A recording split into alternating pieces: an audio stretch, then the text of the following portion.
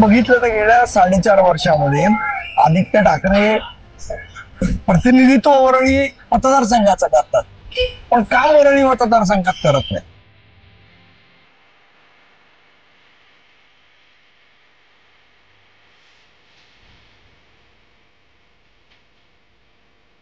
विरोधी पक्षनेता दानवे तो विधान सभेत शिव्या घालतो.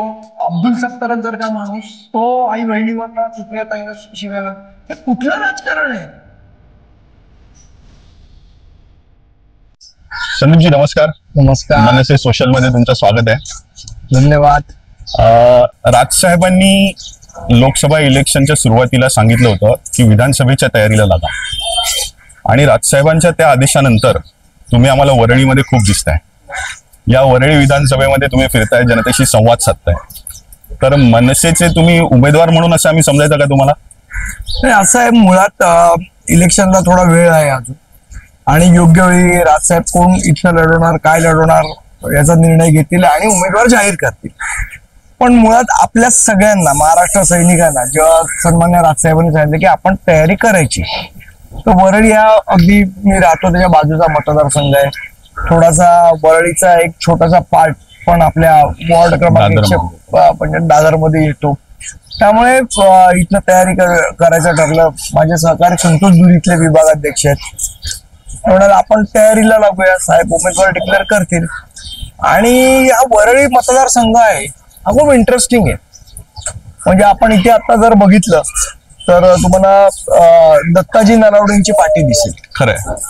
म्हणजे दत्ताजी नलावडे असतील, त्याच्या आधीचे आपले विधानसभा अध्यक्ष असतील, अशा दिग्गज लोकांनी या मतदारसंघाचं प्रतिनिधित्व केलं. लिगसी आहे या मतदारसंघाची. आणि आपल्याला आठवत असेल 2008-2009ला या मतदारसंघाने अतिशय चांगलं मतदान हे महाराष्ट्र नवनिर्माण सेनेला केलं होतं. बरोबर. त्यामुळे या मतदारसंघाची म्हटलं आपण तयारी केली पाहिजे.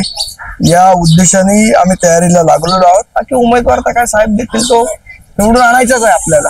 थोडस आपण मागे गेलो तर मागच्या निवडणुकीत 2019ला वरळी विधानसभेत मनसेने उमेदवार दिला नव्हता, आणि आता या निवडणुकीला आपण वरळी विधानसभेची तयारी करतोय. तेव्हाच्या आणि आताच्या परिस्थितीमध्ये काय फरक आहे? म्हणजे पक्ष संघटना आपली बळकट झाली आहे की आपल्याला काही वेगळं चॅलेंज ऍक्सेप्ट करायचं? नाही, बघा कसं आहे, आपण जर बघितलं तर वरळीमध्ये शेवटची निवडणूक महाराष्ट्र नवनिर्माण सेनेने लढवली 2017. बरोबर. म्हणजे ती कॉर्पोरेशनची निवडणूक होती. त्यावेळेला आपला एक नगरसेवक पण या वरळी मतदारसंघात आलेला, तो दुसऱ्या पक्षात गेला. ठीक आहे, तो इतिहास झाला. पण 2017 पासून 2019 लोकसभा असेल, 2019 विधानसभा असेल, 2024ची लोकसभा असेल, आपण इकडनं निवडणूक लढवलेली नाही. त्यामुळे कार्यकर्त्यांमध्ये थोडस असं होतं की आपण वरळीतनं का नाही लढवत आहे. म्हणजे मागच्या वेळेला 2019ला जेव्हा आदित्य ठाकरेंनी इथून निवडणूक लढवली तेव्हा सन्मान्य राजसाहेबांनी निर्णय घेतला की आपण इकडनं लढवत नाही. ठीक आहे, हरकत नाही. पण या वेळेला 2 निर्णय राजसाहेबांनी घेतला की आपल्याला इकडनं निवडणूक लढवायची. बघा, 2019ला सन्मान्य राजसाहेबांनी एक विचार केला की बाबा आदित्य ठाकरे सारखा तरुण मुलगा आहे, तो राजकारणात एस्टॅब्लिश होऊ इच्छितोय, तो चांगलं काम करेल. त्या उद्देशाने महाराष्ट्र नवनिर्माण सेनेने पाठिंबा दिला. आपण बघितलं तर गेल्या 4.5 वर्षामध्ये आदित्य ठाकरे प्रतिनिधित्व वरळी मतदारसंघाचं करतात, पण काम वरळी मतदारसंघात करत नाही. अशी काहीची एक विचित्र परिस्थिती आहे. म्हणजे इथल्या लोकांचा तुम्ही कानोसा जरी घेतला तरी ते तुम्हाला सांगतील ना आम्हाला आमदार कधी भेटलाच नाही. बाकीचे जे 2 MLC वाले आहेत ते बिचारे फिरत असतात इकडे तिकडे. पण ज्याला लोकांमधनं निवडून दिलेलं आहे तो माणूस इथं फिरणं अपेक्षित आहे. त्यांच्या सुखदुःखामध्ये सहभागी होणं अपेक्षित आहे. त्यांच्याशी विचारपूस करणं अपेक्षित आहे. पण इथे एक एवढी मोठी गॅप आहे. एक तर आदित्य ठाकरेंना भेटायचं, तर कुठे भेटायचं, कोणाला भेटायचं, कोण मध्यस्थी असणार, कोण भेट करून आणणार, तर कुठल्या वेळेला शाखेत बसतात, कोणाला काही कल्पना नाही. त्यामुळे हे सगळे मतदार हे संभ्रमित आहेत, नाराज आहेत. आणि कुठेतरी सन्मान्य राजसाहेबांवर प्रचंड विश्वास हा वरळीकरांचा आहे. मग तो बीडीच्या पुनर्विकासाच्या वेळेला आपल्याला बघितलं असेल, पोलिसांचे प्रश्न होते त्यावेळेला बघितलं असेल, कोळीवाड्यातले प्रश्न होते त्यावेळेला सन्मान्य राजसाहेब कोळीवाड्यात आले होते, ज्या वेळेला त्यांचा ते जो सीलिंग बांधला जाणार तेव्हा काही समस्या होत्या, त्यावेळेला साहेब आलेले. पोलिसांच्या घराच्या वेळेला साहेबांनी त्यांना पाठिंबा दिलेला. तर या सगळ्या गोष्टी सन्मान्य राजसाहेबांनी वरळीमध्ये केलेल्या आहेत. त्यामुळे मला असं वाटतं की वरळीच्या मतदारांचा एक प्रकारचा विश्वास हा सन्मान्य राजसाहेबांवर आहे आणि म्हणून या मतदारसंघामध्ये आपण तयारी जोरदार करतोय आणि महाराष्ट्र नवनिर्माण सेनेचा उमेदवार मी 100% सांगतो तुम्हाला या वरळी मतदारसंघाचं पुढचं प्रतिनिधित्व आमदार म्हणून करेल. म्हणजे तुमचं असं म्हणणं आहे की जनतेने निवडून दिलेला आमदार त्याची जनतेशी नाळ तुटलेली आहे? निश्चितपणे तुटलेली आहे. मला असं वाटतं संपर्कच नाहीये. म्हणजे ज्याला आपण म्हणतो ना की टेकन फॉर ग्रँटेड. अच्छा. की हे कुठे जाणार आहे, त्यांना मतदान करायचं तर हे मलाच करायला पाहिजे, दुसरं मी कोणी विरोधकच शिल्लक ठेवणार नाही. तर मग त्यामुळे काय होतं सुशांत की एक दरपोक्ती येते माणसाला. बरोबर. की मी म्हणजे रोनाल्डो, मी म्हणजे मेसी आणि मग मी एवढा मोठा आहे की लोकांना आवडतं माझ्या बरोबर खेळायला, अशा प्रकारचा एक तो गर्व यायला लागतो. तर राजाला गर्व असणं अपेक्षित आहे. ते राजा आहेत, आपण सगळे रंक आहोत, आपण सगळे सैनिक आहोत, ते राजा आहे. पण ते जे दरपोक्ती येते ना ते त्यामुळे येते की मला विरोधक नाहीये, मला कोण विरोध करूच शकत नाही, मला कोण विरोधात उभंच राहू शकत नाही. मग मी रोनाल्डो आहे, मी मेसी आहे. पण ते एक गोष्ट विसरतात की रोनाल्डो आणि मेसी यांचे आजोबा फुटबॉल प्लेअर नव्हते. त्यांचे आजोबा फुटबॉल प्लेअर म्हणून हे रोनाल्डो मेसी नाही आले. हे स्वतःच्या हिमतीने मेसी झाले, हे स्वतःच्या हिमतीने रोनाल्डो झाले. परंपरागत फुटबॉलपटू नव्हते, हे त्यांनी लक्षात ठेवलं पाहिजे. म्हणजे आता आपल्याला रोनाल्डो आणि मेसी बरोबर खेळायला आवडतंय? मला असं वाटतं की कसं आहे, रोनाल्डो असो, मेसी असो, नाही तर कोणी असो, तुम्ही परफॉर्मन्स दिला नाही ना फील्ड वरती तर मग तुम्हाला तुमची टीम पण घरी पाठवते आणि प्रेक्षक पण घरी पाठवतात. तर रोनाल्डो मेसीनी लक्षात ठेवलं पाहिजे जे स्वतःला समजतात त्यांना. बरं, त्यांचं असं म्हणणं होतं की म्हणजे ते निवडणूक जिंकून आल्यानंतर किंवा निवडून आल्यानंतर की वरळीला A+ विधानसभा क्षेत्र बनवणार. आपण आज इथे BDD चाळीत उभे आहोत, आपल्याला असं इथे काही A+ दिसत नाहीये. नाही, मुळात असं आहे, आता बघा एक गोष्ट लक्षात ठेवली पाहिजे की प्रत्येकाची A+ ची व्याख्या वेगळी वेगळी असते. मला असं वाटतं हे वरळीतली इथे तमाम जनता आहे, ह्यांच्या अपेक्षा खूप मोठ्या नाहीये, छोट्या छोट्या अपेक्षा आहेत. पण त्या पण जर आपल्याकडनं पूर्ण होणार नसतील, आपण जर लक्ष देणार नसू, तर मला असं वाटतं A+ चा अर्थ काय, तर त्यांना असं वाटलं की सीलिंगच्या इथे जे काय सुशोभीकरण झालंय, म्हणजे ते काही मॉन्युमेंट्स उभ्या केलेत, झालं A+ झाला वरळी. तसं नाहीये. या BDD चाळीत राहणारा रहिवासी असेल, ज्या कोळीवाड्यात राहणारा रहिवासी असेल, जो या मुंबईचा मूळ रहिवासी आहे, गांधीनगर असेल, जिजामाता नगर असेल, त्याचा झोपडपट्टी भाग आहे. बघा वरळी मतदारसंघाचं एक वैशिष्ट्य असं आहे की गरीबातला गरीब आणि CPS मधले राहणारा श्रीमंतातला श्रीमंत असा मिक्स मतदारसंघ आहे. त्यामुळे तुम्हाला ह्यांची पण कामं करायची आहेत, त्यांचीही कामं करायची आहेत. एक जो BDD चाळीत राहणारा मध्यमवर्गीय आहे त्याचीही अशा अपेक्षा आहेत. BDD चाळीचा विषय असेल तर आता इथल्या लोकांकडे लक्ष दिलं जायचं नाही. आता मनसे जेव्हा उतरली आणि मनसे जेव्हा फिरायला लागली, लोकांना भेटायला लागली की बाबा तुमच्या काय समस्या आहेत, मग कोणाची लॉटरीची समस्या असेल, पोलीस लाईनीतल्या समस्या असतील, जेव्हा आपण भेटायला लागलो त्यावेळेला युवराजांना जागा की अरे मनसे फिरते, मग आता मलाही फिरायला पाहिजे. पण ती एक म्हण आहे, मूनचे घरी सो औचे नाही आती. तुम्ही 4.5 वर्ष तोंड नाही दाखवलंय, आता 6 महिने किंवा 3 महिने तोंड दाखवून काही होणार. बरं, गेल्या वेळेस 2019ला आपण मगाशी म्हटलं की मनसे नव्हती.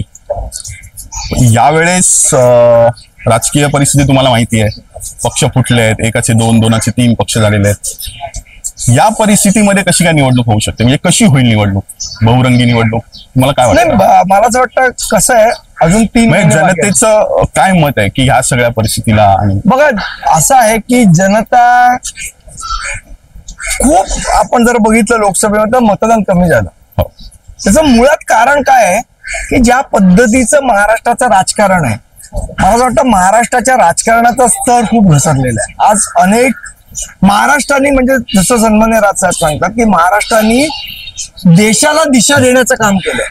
आज त्या महाराष्ट्रात काय चाललंय, एक कोणतरी प्रवक्ता संजय राऊतांसारखा सकाळी उठतो, शिव्या घालतो, विरोधी पक्षनेता दानवे तो विधान सभेत शिव्या घालतो, अब्दुल सत्तारांसारखा माणूस तो आई बहिणीवरनं सुप्रियाताईंना शिव्या घालतो. हे कुठलं राजकारण आहे?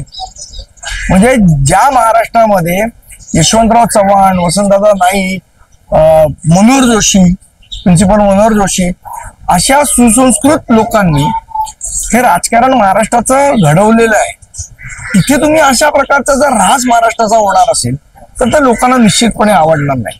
आणि लोक यामध्ये पर्याय शोधण्याचा प्रयत्न करतात. आणि मला असं वाटतं महाराष्ट्र नवनिर्माण सेना, सन्माननीय राजसाहेब ठाकरे त्यांच्यासारखा सुसंस्कृत माणूस, राजकारणाच्या पलीकडे जाऊन लोकांशी संवाद साधणारा माणूस हे लोकांना अपेक्षित आहे. आणि म्हणून महाराष्ट्र नवनिर्माण सेना साहेब म्हणाले की जेव्हा रिंगणात होईल तेव्हा भरघोस मतदान होईल. आणि मला पूर्ण खात्री आहे जे साहेब म्हणाले त्या पद्धतीचं चित्र आपल्याला येणाऱ्या विधानसभेत दिसेल. तुम्ही मगाशी म्हणालात की वरळीमध्ये उच्चभ्रू लोक सुद्धा आहेत, बीडडी मधली लोक आहेत, वरळी कोळीवाड्यातली लोक आहेत, जिजामाता नगर मधली लोक आहेत. तर असं वेगवेगळ्या स्तरातील लोक या विधानसभा क्षेत्रामध्ये राहतात. कशा प्रकारे तुम्ही या विविध स्तरातल्या लोकांपर्यंत पोहोचणार आहात? तुम्ही काही विचार केला? मला मुळात एक गोष्ट वाटते की लोकांनी सुद्धा प्रतिसाद दिला पाहिजे या गोष्टीला. पण बीडीडीचा असेल, तुमचं गांधीनगर असेल, वरळी कोळीवाडा असेल, इथे लोकांना भेटणं खूप इझी आहे. आपण लोकांना भेटू शकतो.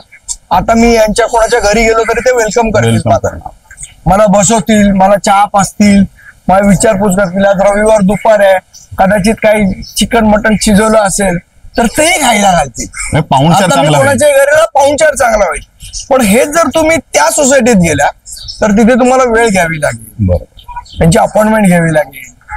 त्यामुळे त्यांना कॉन्टॅक्ट करणं थोडं कठीण आहे. ठीक आहे, पण तरी तो प्रयत्न चालू आहे. आम्ही त्यांच्याशी संवाद साधतोय, त्यांच्या सोसायटींना लेटर देतोय.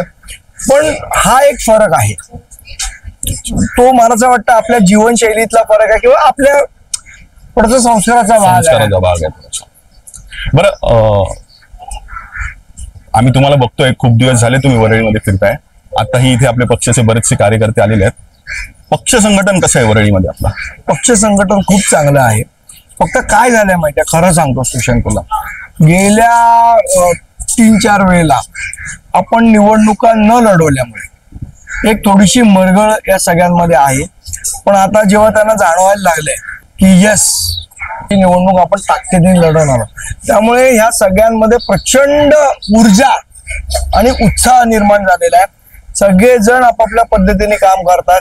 सगळे संदीप, अरे आज इथे जाऊया, आज आपण 29 नंबर मध्ये जाऊया, आज आपण 24 नंबर मध्ये जाऊया, आज आपण कोळीवाड्यात जाऊया, आज आम्ही ह्या इशाऱ्याची मिटिंग लावली आहे, आम्ही आज व्यापारी संघटनाची मिटिंग लावली आहे. या म्हणजे कार्यकर्ते स्वतःहून हा रिस्पॉन्स देत आहेत. आणि ते कसं असतं, जेव्हा तुमचं संघटन ऍक्टिव्ह होतं ना तेव्हा तुम्ही लोकांपर्यंत पोहोचतो. संघटन ऍक्टिव्ह नसेल तर लोकांपर्यंत पोहोचू शकत नाही. मुळात चॅलेंज हे आहे की आपलं संघटन ऍक्टिव्ह करणं. पण मला असं वाटतं ते असंच ऍक्टिव्ह झालं नाही, त्याच्यात काही चॅलेंज नाही वाटला मला. म्हणजे जेव्हा मी शाखांना भेटी द्यायला सुरुवात केली, लोकांची बोलायला सुरुवात केली, ऑटोमॅटिक संघटन जागृत झालंय. आणि सगळ्यांची इच्छा आहे की 2019 आपण ताकदीने वरळीमधलं मनसेने लढवली पाहिजे. तुम्ही म्हणालात मगाशी की वरळीत आपल्याला चांगली मतं मिळाली होती, आपला नगरसेवक होता, त्यामुळे संघटन आपलं चांगलंच असणार. चांगलंच आहे. आता फक्त झटकून टाकती राख एवढं करून पुन्हा एकदा नुसतं राग झटकून नाही, मला असं वाटतं या सगळ्याला एक प्रॉपर प्लॅनिंग करणं आवश्यक आहे. त्याला आपण मायक्रो प्लॅनिंग म्हणतो की आपलं यादी भाग काय आहे, आपला तिथे कोण गटाध्यक्ष आहे, त्या गटाध्यक्षांनी तिथे कोणाला कॉन्टॅक्ट करायचा. तर या संदर्भातलं पूर्ण मायक्रो प्लॅनिंग आपले सर्व महाराष्ट्र नवनिर्माण सेनेचे शाखाध्यक्ष, महिला, पुरुष, विद्यार्थी सेना, जे रस्ते आस्थापना, सगळ्या म्हणजे अंगीकृत संघटना आहेत आपल्या, त्या कामगार सेना असेल, त्या सगळेजण कामाला लागले. हे याचं वैशिष्ट्य आहे की मग कामगार सेना असं नाही म्हणलं की आमचं काय काम आहे, विद्यार्थी सेना म्हणून हे सगळेजण कामाला. आता कालच आपण सोशल मीडियाची वैभव आपला विद्यार्थी सेना त्यांनी बैठक बोलवली, पण ते स्वतःहून की नाही आम्हाला हे करायचंय, आम्हाला कशा पद्धतीने करायचं, आम्हाला मार्गदर्शन करा. रस्ते आस्थापनावाले परवा येऊन भेटून गेले की आम्हाला काय करायचं काम, इथे हा रस्त्याचा प्रॉब्लेम आहे. आपले शाखाध्यक्ष सगळे शाखेमध्ये महिला असतील त्या मोठ्या संख्येने एकत्र येतात. मग त्या सांगतात की नाही आमच्या बिल्डिंगमध्ये हा प्रॉब्लेम आहे, सर तुम्ही या एकदा. मग तिथे जातो मी. या पद्धतीचं काम आपण पूर्ण वरळीत चालू केलेलं. म्हणजे निवडणूक लढवणं हेच कार्यकर्त्यांसाठी टॉनिक असतं. नाही, मुळात आहे ना, एक गोष्ट लक्षात ठेवली पाहिजे आपण की महाराष्ट्र नवनिर्माण सेना ही सामाजिक संस्था नाही, ही NGO नाही. आपला पक्ष ही एक राजकीय पार्टी आहे आणि कुठल्याही राजकीय पार्टीचं उद्दिष्ट हे राजकारणामध्ये सत्तेत येणं हेच असलं पाहिजे. आपला आमदार निवडून आणणं, आपला नगरसेवक निवडून आणणं. मुळात असं आहे ना की ज्याला राजकीय इच्छाशक्ती नाही त्याचं राजकारणात काही काम नाही. बरोबर. ज्याला राजकीय इच्छाशक्ती आहे तो राजकारणात असला पाहिजे. मला नगरसेवक व्हायचंय, बऱ्याचदा असं होतं ना, ना बाबा आम्ही पक्षाचं काम करू, आम्हाला काही नगरसेवक व्हायचं नाही, आम्हाला काही आमदार व्हायचं नाही. मला वाटतं या मानसिकतेत आपल्याला बदल आणावा लागेल की तुम्ही राजकारणाला तर तुमची इच्छा असली पाहिजे आणि ज्याची इच्छाशक्ती असते राजकारणामध्ये काहीतरी होण्याची, मला असं वाटतं तोच काम करतो, तोच बदल घडवू शकतो आणि तोच पक्षाला वर नेत असतो. बरोबर आहे. कार्यकर्ता असेल तरच पक्ष आपला स्ट्रॉंग होऊ शकतो. कार्यकर्ता असेल तर कार्यकर्त्याला राजकीय भले त्या गल्लीचा तो गटाध्यक्ष असेल पण या गल्लीमध्ये माझंच वर्चस्व असलं पाहिजे, माझ्याच पक्षाची ताकद असली पाहिजे. ही जेव्हा भावना त्याच्यामध्ये जागरूक होईल ना तेव्हा पक्ष ऑटोमॅटिक मोठा होईल आपला. थोडस वरळीच्या बाहेर जाऊन तुम्हाला प्रश्न विचारतो. यावेळेस महाराष्ट्र नवनिर्माण सेना किती ताकदीने विधानसभेत निवडणूक लढवणार आहे? पूर्ण ताकदीने. मग त्याच्यामध्ये माझ्या मनात तर काहीच शंका नाही. पूर्ण ताकदीने आपण निवडणूक लढवणार आहोत. आपले सर्वेच चाललेले आहेत, ठिकठिकाणी साहेबांनी सांगितलेलं त्याप्रमाणे सर्वेच चाललेले आहेत. तिथले रिपोर्ट येतील, साहेबांना रिपोर्ट त्यांच्याकडे जातील आणि आपण पूर्ण ताकदीने लढू. बाकी जो विषय आहे की आपण महायुतीत जाणार का, आपण पुढचा प्रश्न मला तोच होता. म्हणूनच मी तो अँटिसिपेट करूनच की आपण कोणासोबत जाणार आहोत की आपण नाही जाणार. मला वाटतं ह्या सगळ्या ज्या गोष्टी आहेत या येणाऱ्या महिन्यात 2 महिन्यामध्ये त्या ठरतील आणि त्याचा निर्णय राजसाहेब घेतील आणि तो योग्य तो निर्णय घेतील. सध्या महाराष्ट्राच्या राजकारणात एक शब्द प्रचलित झालेला आहे, म्हणजे आता उठसूट सकाळी उठलं की तो शब्द कानावर पडतो, तो म्हणजे नॅरेटिव्ह.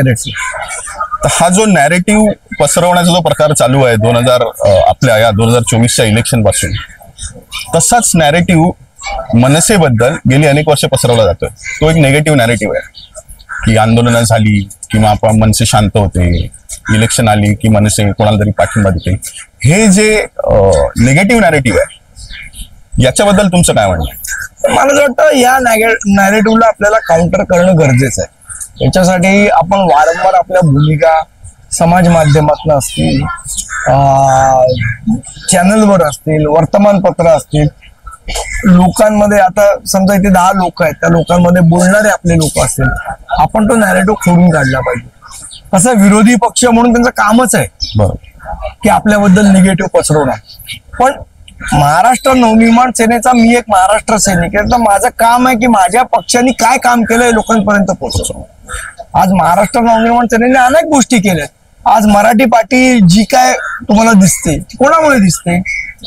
महाराष्ट्र नवनिर्माण सेनेमुळे दिसते. आज 40-45च्या वर टोल बंद झाले, कोणामुळे झाले? महाराष्ट्र नवनिर्माण सेनेमुळे. आज कुठेही मला सांगा शाखेमध्ये अन्याय झाला किंवा काही झालं, आज कोरोनाचा काळ घ्या ना तुम्ही. कोरोनाच्या काळामध्ये ज्या वेळेला सामान्य लोकांना ट्रेनमध्ये प्रवास करायची बंदी होती, पण ते बसमध्ये कोरोना होत नव्हता पण ट्रेनमध्ये कोरोना होत होता. आणि सन्माननीय त्यावेळेचे मुख्यमंत्री उद्धव ठाकरे घरात बसून फेसबुक लाईव्ह वरनच सगळं अख्खा त्यावेळेला महाराष्ट्र सैनिक, मग तो वरळीतला असेल, दादर मधला असेल किंवा अगदी ग्रामीण भागातला गडचिरोली मधला असेल, तो रस्त्यावर उतरून लोकांची कामं करत.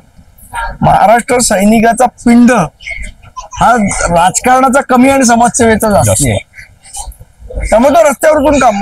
हॉस्पिटलमध्ये जेव्हा बिलं जास्ती होत होती, लोकांना जास्तीचे चार्जेस लावत होते, तेव्हा त्या हॉस्पिटलमध्ये पहिल्या प्रथम लोकांसाठी पोहोचणारा कोण होता? महाराष्ट्र सैनिक होता.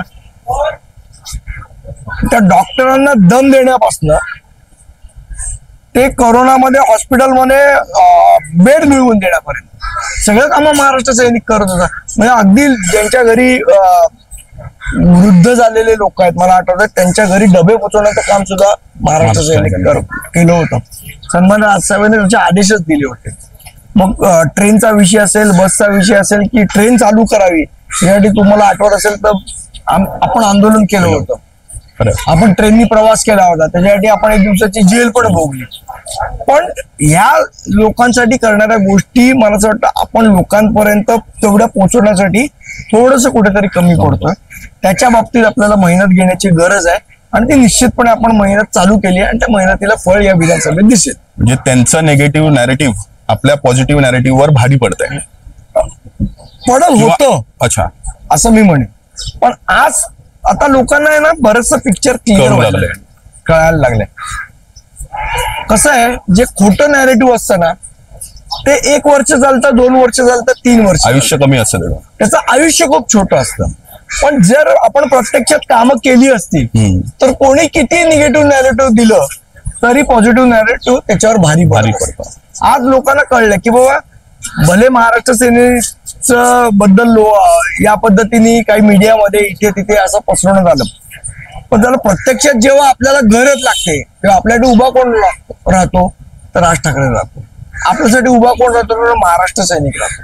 आपल्यासाठी उभा कोण राहतो तर महाराष्ट्र सैनिकाचा तळागाळातला कार्यकर्ता उभा राहतो. त्यामुळे आता ते लोकांना दिसायला लागेल. तुम्हाला जर एक बघितलं असेल तर 2019च्या लोकसभेनंतर जेव्हा आपण विधानसभा लढवली ते अगदी ऐन वेळा ठरलं की आपण लढवायची. त्याही वेळेला आपलं मतदान हे जवळजवळ 1.5 ते 2% वाढलेलं आहे. बरं. आज म्हणजे उदाहरण द्यायला मी माहीम मतदान लढवलं, जिथे आपलं मागच्या वेळा मतदान होतं त्याच्यापेक्षा मतदान आपलं वाढले माहीम मतदान. सो लोकांची इच्छा आहे आपण त्यांच्यापर्यंत पोहोचलं पाहिजे, राजसाहेबांचे विचार पोहोचवले पाहिजेत. तर मला असं वाटतं की निश्चितपणे आपल्याला यश या येणाऱ्या विधानसभेत मिळेल. बोलता बोलता 2 गोष्टी बोललात तुम्ही. एक तर मनसेने केलेली आंदोलनं आणि महाराष्ट्र सैनिकांनी भोगलेली जेल. एकूण किती दिवस जेलमध्ये काढलेत आतापर्यंत? तरी सगळे मिळून 1 महिनाभर जनतेच्या आंदोलनासाठी महिनाभर तुम्ही जेलमध्ये राहिलेला. हो. आणि असं काय मला म्हणजे भारी वाटलं. मग काही त्रास तो होतो तिकडे जेलमध्ये, कारण तुम्हाला टॉयलेटला असा एवढासा दरवाजा असतो आणि कमोड बिमोड काही नसतं आणि त्या दरवाज्यात असं म्हणजे जाता येता लोक बघू शकतात तुम्हाला, असा तो दरवाजा असतो. झोपायला काही गादी बिदी नसते, सतरंजीवर झोपावं लागतं. पण ठीक आहे, म्हणजे त्याच्याबद्दल काही हे नाही. जेलमध्ये लोक तुमच्याशी चांगले, तुम्ही जर एखाद्या चांगल्या कॉजसाठी भ्रष्टाचार करून नाही, चांगल्या कॉजसाठी प्रश्नावर आंदोलन करून तुम्ही जर जेलमध्ये गेलात तर जेलचे अधिकारी सुद्धा तुमच्याशी सौजन्याने वागतात. हा माझा स्वतःचा अनुभव. आता आम्ही आपल्याला आठवत असेल तर एका इंजिनियरला खड्ड्यामध्ये उभं केलं, त्यावेळेला त्यावेळेला मी पहिल्यांदा आर्थर रोड मध्ये राहिलो, बाकी पोलीस कस्टडीत राहिलेलो. पहिल्यांदा आर्थर रोडला राहिलो, त्यावेळेला आम्ही गेलो. तर तिकडे जे वॉर्डन होते, त्यांनी आम्हाला एक दिवस, फार गमतीशीर गोष्ट आहे तिकडे त्या जेलमध्ये, थोडं सांगू का मी? सांगा ना. त्या जेलमध्ये ज्या चपात्या येतात ना त्या जेलचे कैदी काय करतात, त्या ज्या चपात्या असतात त्या सुकवतात सगळ्या.